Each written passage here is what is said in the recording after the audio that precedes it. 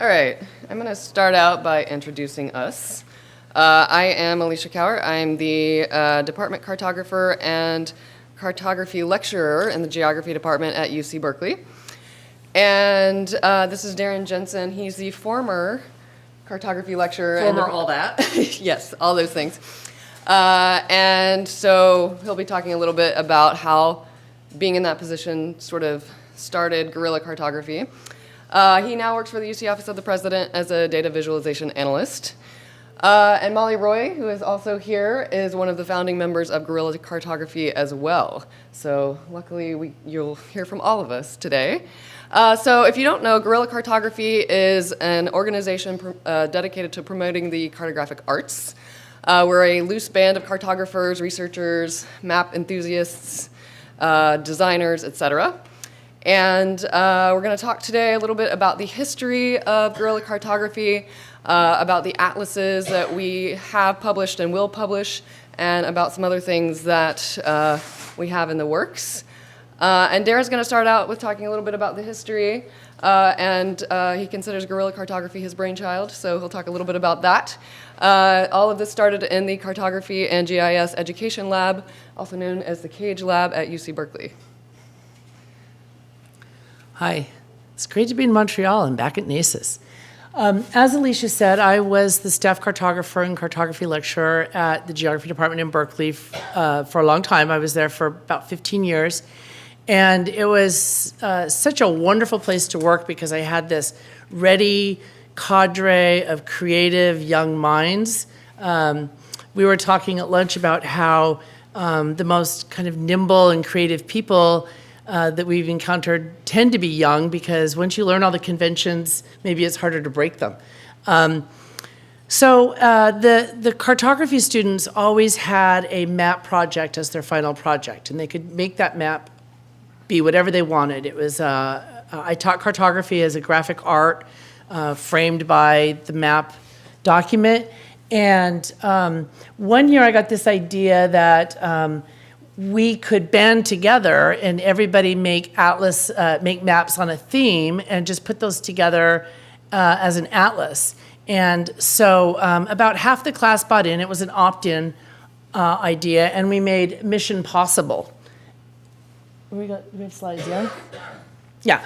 So Mission Possible is, I think, about 20 maps of the Mission District of San Francisco. It's free to view at missionpossiblesf.org. It's, about 10 years old now, I think. And it's just, the website is just basically a slideshow of the maps and nothing else.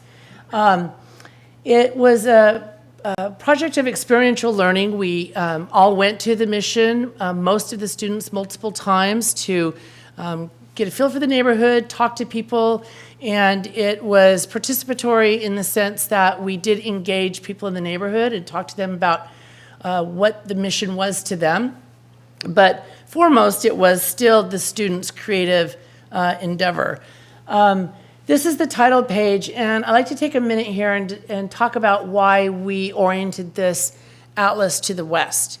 Map orientation to the north is a human construct. There is no up in space, so our planet is just hurtling through space, and we've decided that north is at the top, and I personally can't think of a really good reason for that. As long as you let us know what the map orientation is. But specifically for the Mission District, which is this neighborhood that is kind of at an interface between the North and the South. The United States and Central America and Mexico. It was a predominantly Latino neighborhood for a long time. And so we wanted to put the North and the South on an even horizontal plane, not making one superior or inferior to the other. So this is what the collection of maps looks like. They're really fun. They're very graphical. Do we have some examples? No, we don't have some examples. So I'm going to leave it there. I just wanted you to know that this was the inspiration for Guerrilla Cartography. Shortly after we did the food atlas while I was still at Berkeley, and I was preparing to leave, I decided I had to keep cartographers around me, and so we decided to turn it into a nonprofit. And Molly's going to tell us more about that. I think you had more. Do I have more? I think so. Oh, I'm doing the food atlas. Okay, sorry. We went over this at lunch, which was like 4 hours ago. Okay, so we decided, so Molly was a student of mine, and she was the co-editor on the Mission Atlas. And when I got this idea that we could crowdsource a whole atlas that was not geography-based like a neighborhood, but theme-based like food, I brought Molly in, called her up. I said, we're going to do this. We're going to do it really fast. In fact, we used the NACIS website to gather our sort of core list of email addresses to send the call for maps out to. This was in the summer of 2012. And we augmented that with doing a little research about who else, tried to find food bloggers and people that would be interested. We got the call out for maps, and we basically said that we were taking any and all maps about food. We weren't going into this with a preconceived idea about what the Atlas narrative would be. We wanted the people to decide what the Atlas narrative would be. And so we received, I think, about 80 maps, and we managed to make 72 of them really publication ready. And they are all varying degrees of expertise. There's total novices, students, academics, big institutions, all gave us maps for this. We make it available as a free download PDF. So unlike the Mission Atlas, which you can't download, this you can download as a PDF. And it was a project of collaboration. We crowdsourced it, and then, okay, we had a 172-page book. How are we going to get it printed? Because we wanted a physical thing. So we used Kickstarter, and we raised $29,000 and some odd dollars in about 3 weeks to print it locally in Oakland, where I live, and a lot of us live, right near Berkeley. And that was the Food Atlas. Were we talking about maps? I feel like I've had my time. Okay, we can just keep going. Yeah, okay, so I'm just going to let you see some of these maps. They're really fun. Tacos of Oakland. One of the Kickstarter rewards was we rented a Mexican party bus, that's what the fellow called it, and we did a tour of the taco trucks. It was really fun. The American Beer Shed. This map actually spurred a big boost in our Kickstarter campaign because Michael Pollan tweeted about this map when he saw it. He was coming through the department one day. Maryland Meat Maps. I love this map because she couldn't come up with a name. She just was so stifled about what to name it, and we were calling it the Maryland Meat Maps. And then one day it was like, I think that's the title. And Dulce de Leche, the different origins of slightly different recipes of this traditional Latin American sweet. The Global Almond Trade. This has become kind of a famous map because it's just so amazing. Garrett Bradford, one of my students, made this, and it was a few years old when he made it. And so when we were doing the Food Atlas, I contacted him and I said, get fresh data. And so he remade it for that year. And we have a kids section. There's this amazing group in the UK they're called Guerrilla Geographers, and they do these Mission Explorer books. And so there's about 8 pages in the middle of the book that are for kids. They draw in them. My daughters loved drawing in this. And this map was sent to us by a junior high class in Denmark. They had taken apart their lunch and created the lunchbox food shed.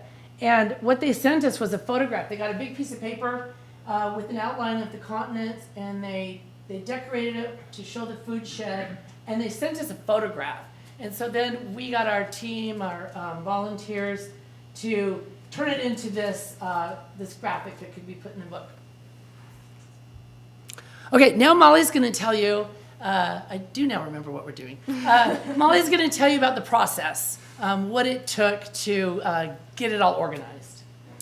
Yeah, so how we made this all happen and continue to make this all happen is for the Food Atlas and now the Water Atlas, which we'll talk about in a minute, we send out a call for maps all over the world. And what we seek is three different things or three different kinds of people. We seek cartographers who want to lend their time to make maps.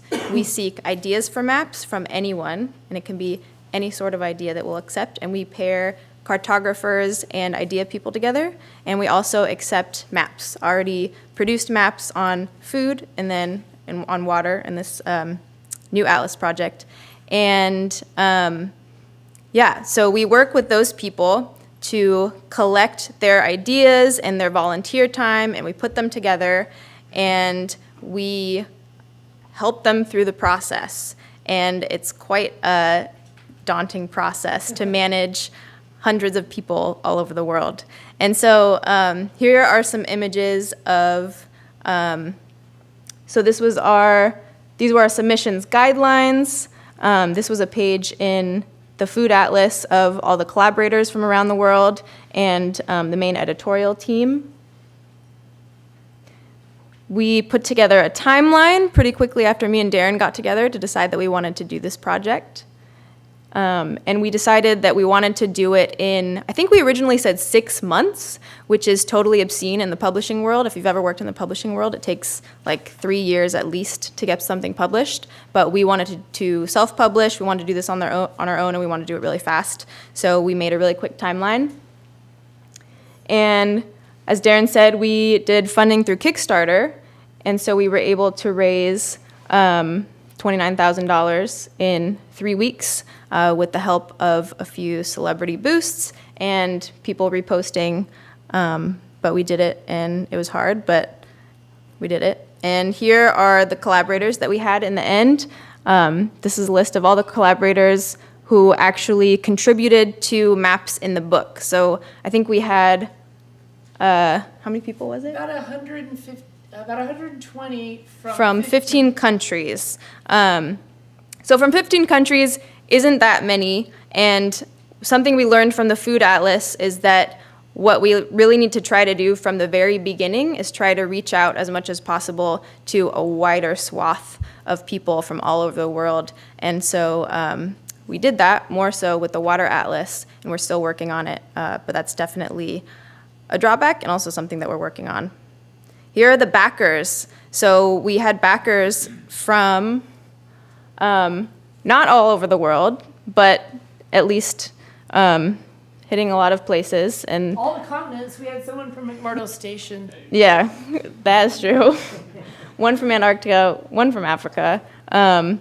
Most from the US, as you can see. So since we're based in the Bay Area, a lot of our network spread begins in the Bay and then spreads out from there.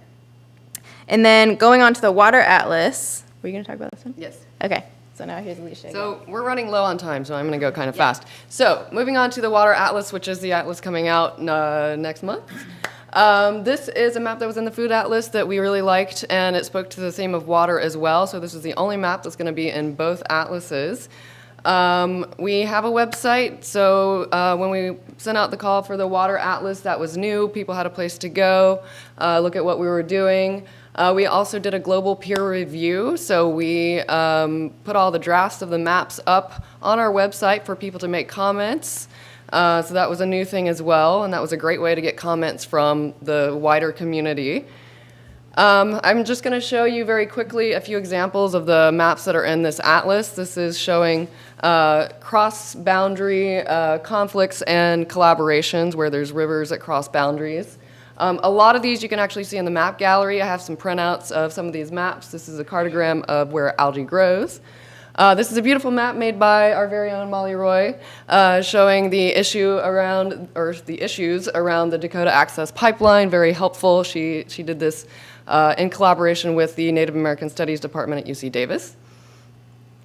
We have maps covering issues about water from all around the world, including this one about India, this one in Central Asia, looking at water energy conflict, And not all our maps are serious, so we have some very fun and imaginative maps as well. So this is one about Atlantis, looking at all the locations where Atlantis is thought to have been. The graduated symbols indicate the number of theories about where Atlantis is thought to have been.